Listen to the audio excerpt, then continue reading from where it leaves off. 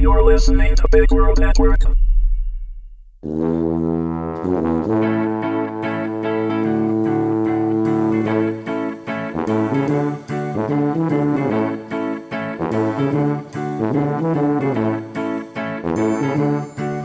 Average, Season 2, Episode 6.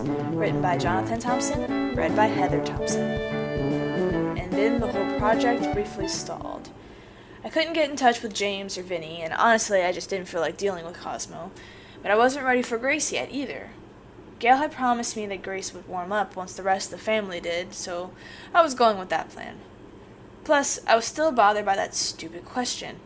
How was I going to interview and catalog supers if I couldn't definitively say who or what a super was? So I asked my resident expert, Ultrarian. We were communing over dinner, as usual, but unfortunately he didn't even understand the question. I don't even understand your question, he said with a blank stare.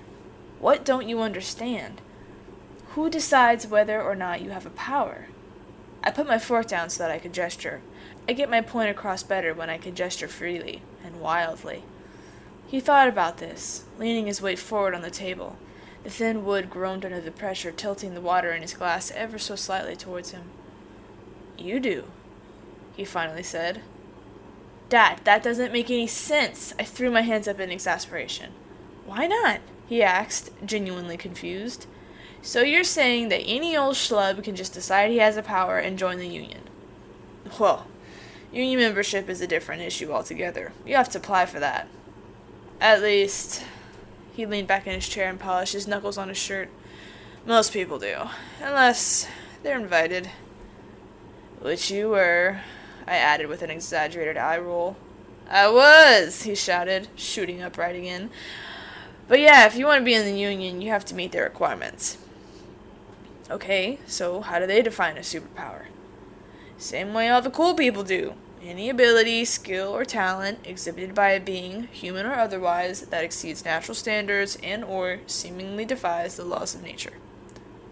Wait, human or otherwise? Are there aliens in the Union?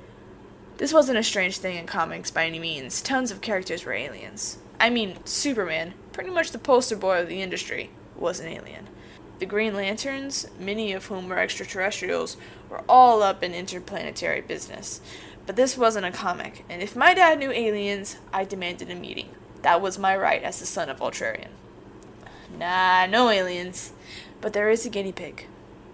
I stared at him blankly. A guinea pig? Yup. His name's Carrot. Right. I picked up my fork again. Why wouldn't it be? To be fair, Dad continued, he's just an honorary member. Someone pulled some strings. Well, obviously.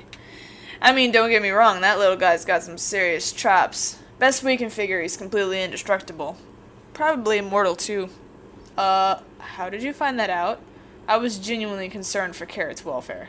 He was the class pet of some first graders, Dad told me. Like that simple fact should answer all my questions. Frustratingly, it did. But the Union tends to pay more attention to the hero part than the super part. What do you mean? Well, lots of superheroes don't actually have any powers, right? I mean, Batman, Iron Man, Green Arrow. One could even argue that Green Lantern doesn't really have a power since he needs that ring. My jaw dropped. How did he know all that? My dad never showed any interest in the comics. None. And now he was just rattling off the names of some characters. He was chaining them together to make a coherent sentence as part of his complete argument. Seeing the look on my face, Dad smiled. I've been doing research. Reading your comics.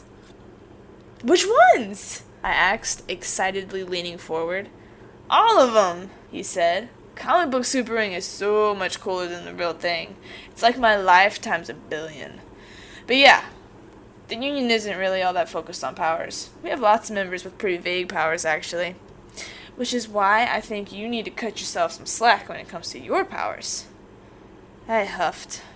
I actually huffed, like out loud. That's how annoyed I was. Dad, listen to me. I do not have a power. Really, you big old Debbie Downer? You don't have anything you're really good at. Not really, I said. Ugh, what about your short stories? You've won all sorts of awards, and your teachers are always driving you nuts trying to get you to do more with it. Writing short stories is not a power, I told him with utmost conviction. We have writers in the union, he said smugly. Who? Woody Allen. I knew it! I had loved every ridiculous, insightful word Woody Allen had ever written since I first saw Play It Again Sam on HBO when I was 12. I knew he was too good to be natural. Ha! Dad pointed an accusatory finger at me from across the table. So you admit writing's a power? Well, yeah, if you're Woody Allen caliber. Wait, does that mean you know him? Yup. Why have I not met him? Does he have a downside? He's not all that active in the union, and you don't know anyone in the union. Dad laughed. But, yeah, he's got a downside. What is it?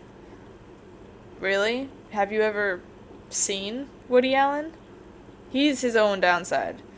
Dad, that's terrible. Hey, he'll be the first one to admit it. He's all self-deprecating. That's what he's built his career on. Fine. So if you really think I have a power, I think I have a theory about how this all works. You do? His eyes got huge, like they were going to pop out of his head and shoot across the room. They didn't, thankfully. Yeah, but I'm going to need to ask you a few questions to be sure. Shoot, he said as he lifted his glass and watched the ice rattle. Wait, he said, stopping me before I even opened my mouth. I'm glad we're back on the whole finding your powers track, 'cause I've had some ideas. Dad, I said, putting a hand up to stop him. He ignored me. How do you feel about bull riding? Or really anything involving a rodeo would work, I guess. That stuff is nuts. No, I told him flatly. Okay, fine. Wait, no bull riding or no rodeos in general? No rodeos. How about skydiving? I really didn't think that one deserves a response, but my silence got the job done. Oh, right. Tried that, he said.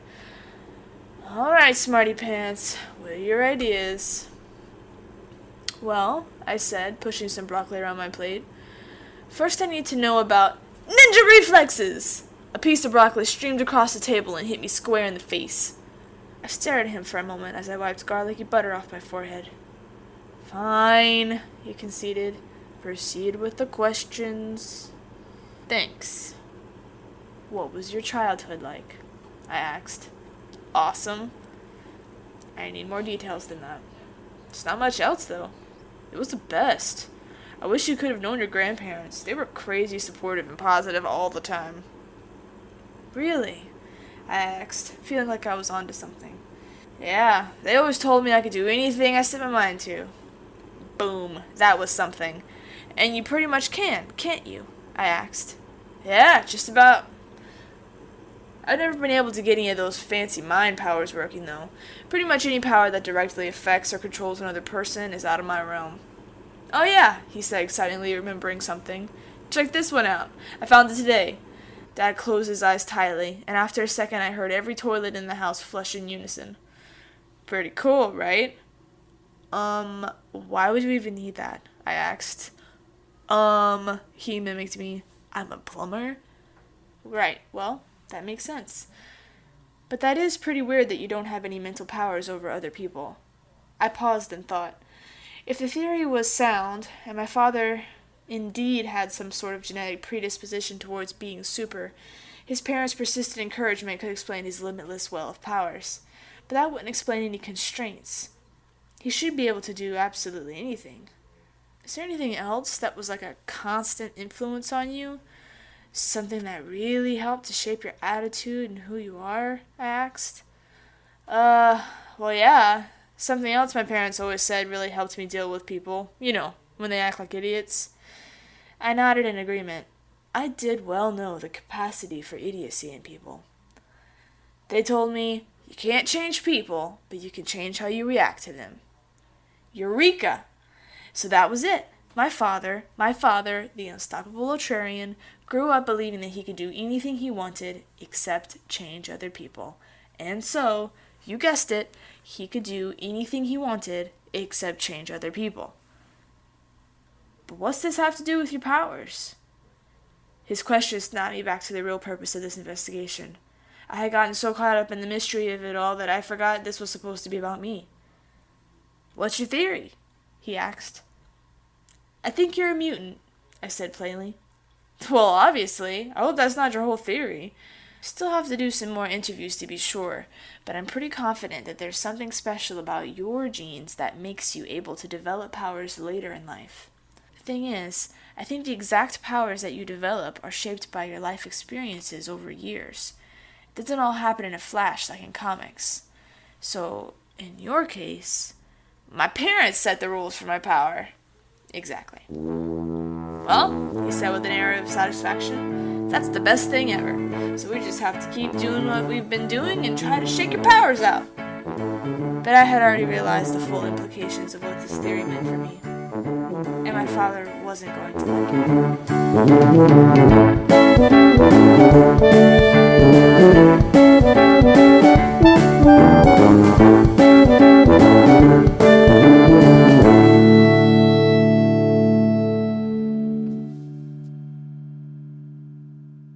Music by Kevin MacLeod.